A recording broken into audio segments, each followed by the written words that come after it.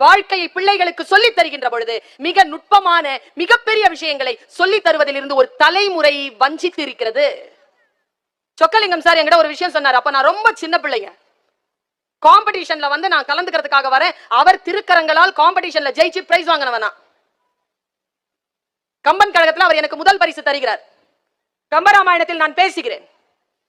அன்னைக்கு கம்பராமாயணத்துல 2வது பரிசு, திருக்குறள்ல முதல் பரிசு, சீராபுராணத்துல முதல் பரிசு, சீவக சிந்தாமணியில 2வது பரிசு, 4 பரிசு வாங்கிட்டு அப்படி போறேன். ஐயா தான் கொடுத்தார்.